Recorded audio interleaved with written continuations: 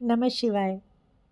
आप सभी जानते हैं कि हमारे भोले बाबा, हमारे शिव शंभू जी, जिनसे ये पूरा ब्रह्मांड चल रहा है, उन्होंने सारे मंत्रों को दिया है। 7 करोड़ से भी ज़्यादा मंत्र हैं हमारे इस ब्रह्मांड में, अलग-अलग।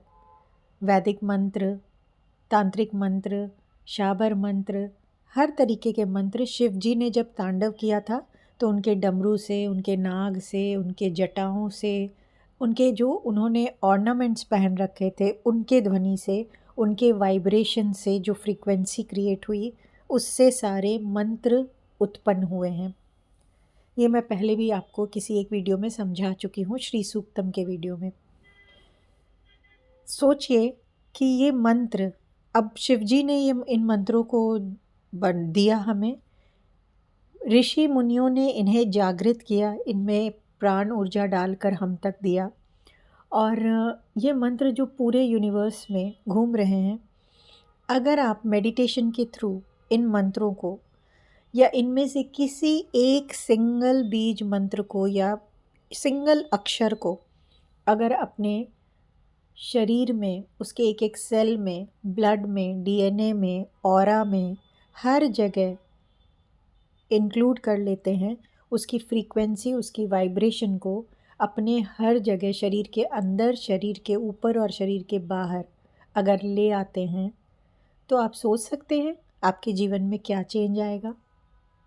आपको फिर क्या सोचने की ज़रूरत होगी कि किसी ने आप पर ब्लैक मैजिक किया है, नज़र डाला है, या आपको कोई बीमारी है, या आपके कोई काम रुक रहे हैं। अगर इन मंत्रों की वाइब्रेशन को आप ले सकते हैं, तो आपको नहीं लगता कि आपके लाइफ की बहुत सारी प्रॉब्लम्स आप खुद ही सॉर्ट आउट कर लेंगे।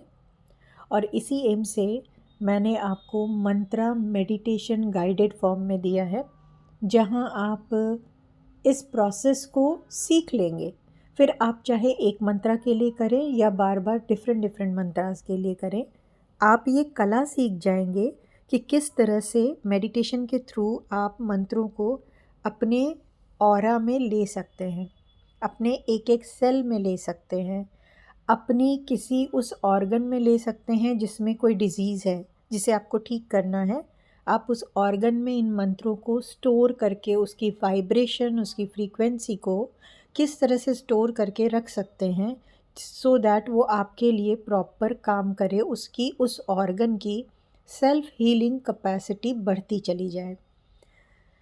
सपोज़ भगवान न करे आपके पहचान में या आपके साथ कोई भी, किसी को भी थायराइड की या आप कोई भी एक प्रॉब्लम ले लीजिए, वो प्रॉब्लम है, तो आप इस मेडिटेशन के थ्रू सीखेंगे कि किस तरह से किसी भी एक मंत्र जिससे आप सबसे ज़्यादा रेजोनेट करते हैं, उसको आप ले करके मेडिटेशन के थ्रू अपने थायराइड ग्लैंड में डालेंगे, और उस ग्लैंड को उस मंत्र को एब्जॉर्ब करने में हेल्प करेंगे। और देखेंगे कि आपको किस तरह से आपका ग्लैंड सेल्फ हीलिंग करता है, खुद ही ठीक होने की कोशिश करता है, और ये कोशिश कामयाब होती है हर बार। तो इससे ज़्यादा बेनिफिशियल हो भी क्या सकता है। अब अगर आपको रिलेशनशिप की प्रॉब्लम है, तो आप रिलेशनशिप का कोई भी एक मंत्र लेंगे। सपोज़ आपने आकर्षण का मंत्र लिया, और उसको इसी सेम प्रोसेस से आप अपने हार्ट में या अपने पूरे ऑरा में, बॉडी के अंदर, ऊपर, बाहर, सब जगह, अपने पूरे एनवायरनमेंट में अगर उसको लेकर आते हैं, तो आप सोच सकते हैं आप अपनी प्रॉब्लम का सॉल्यूशन किस तरह से अपने आप बैठे बैठे कर सकते हैं। इस स्किल को, इस आध्यात्मिक स्किल को सीखने की कोशिश कीजिए, क्योंकि मेरे चैनल का एम ही यही है कि आप इधर उधर ना भटके।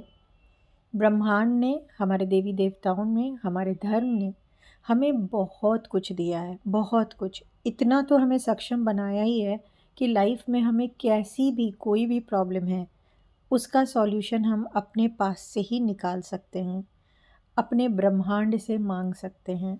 बस नॉलेज की कमी है, इसलिए हम इधर उधर भागते रहते हैं।